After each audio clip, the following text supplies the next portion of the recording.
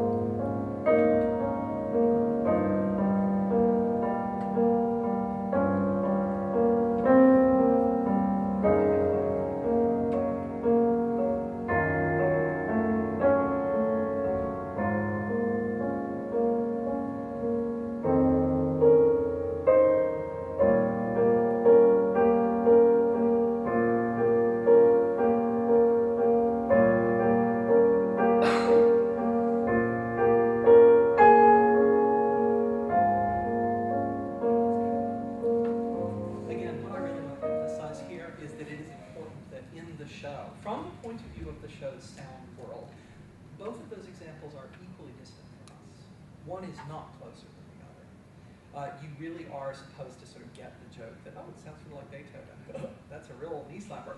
But it's still not supposed to be yours in any way. It's supposed to be as foreign to you as all the exotica with the sitar and the Armenian. So that really matters. What's not present in the series, let me reemphasize, is really important. That is to say, particularly, the use of full orchestral fanfare-based materials, which is, after all, the traditional sonic stuff of space opera, and in this show is extremely rare. A deliberate choice by the show's creators from the very beginning of the show's reconception. That is, the orchestral score that we might have heard in an earlier science fiction show, like, for instance, Babylon 5 from the early 90s, seems to have been taken as the sonic equivalent of that older show's visual stylization. This is important because it also tells us that we are to take the score that we do hear in the new Battlestar Galactica as, in some important sense, part of the real. It's part of the reality effect of the show. The other thing that we almost never hear in Battlestar Galactica is anything that remotely resembles recent American popular music. And this is, the colonials tend not to rock and roll. This is extremely important, and we come back to this later. But most of the music that we hear in Battlestar Galactica is non-diegetic.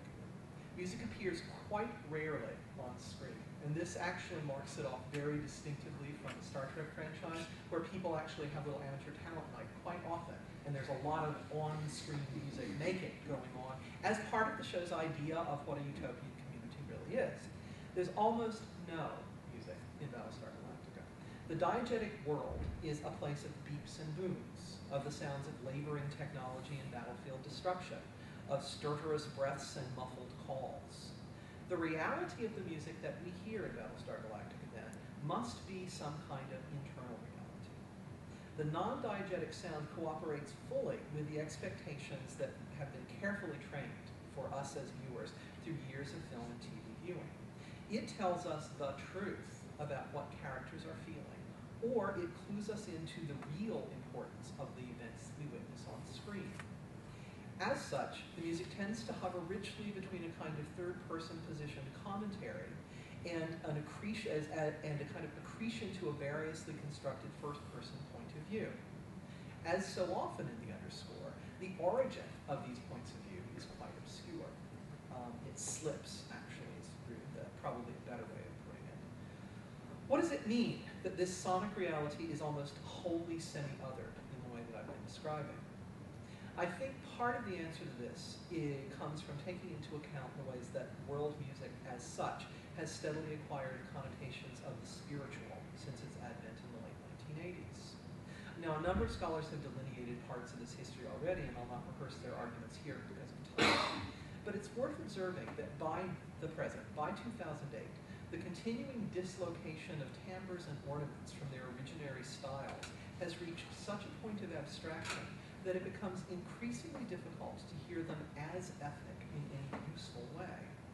I think of the sonic ecology of Battlestar Galactica as actually something like the situation of ethnic style in Los Angeles, where the vast layering of differences on the urban landscape doesn't so much erase distinctions as make them persistently labeled.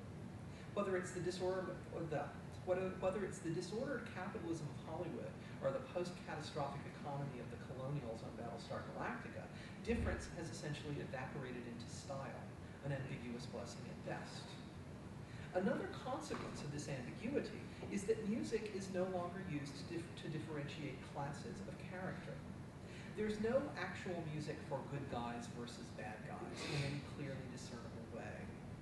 Although the Cylons of the new Battlestar Galactica tend to be more associated with gamelonish timbres, they also seem to like classical music a lot. And humans can actually acquire either of these just as easily as a Cylon. The Cylons, as I say, do not have anything sonically that distinguishes them completely and unequivocally from human beings, which is great because, of course, the new human-like Cylons can't be told apart. The exotica, such as augmented seconds or exotic modal gestures, appear nearly everywhere in the soundscape as part of a generalized interior effect. Now, as I said, the reconceptualization of the Cylons is actually one of the major differences between the original show and the new version. Almost all of the old Cylons were robots created by lizards, that is to say, fairly one-dimensional villains, whose animosity was unchanging and kind of unremarkable. The new Cylons, however, have a very different history, one that we are reminded of every single episode. They were created as a slave race. They were invented in order to serve human beings, but after achieving self-awareness, they revolted and then vanished for 40 years. In the time between their disappearance and their current attack on the colonials, they've continued to develop. Evolve is actually the word the show likes to use. And the Cylons have created for themselves a line of beings who are nearly indistinguishable from humans.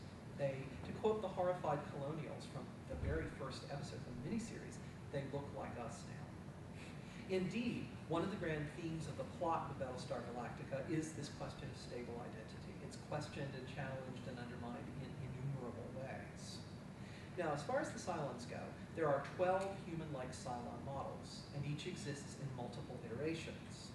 During the course of the first 2.5 seasons, we, as viewers, are introduced to 7 of these models. Now, we quickly discover a number of other important facts about Cylons. They can be programmed so that they don't actually know that they're Cylons.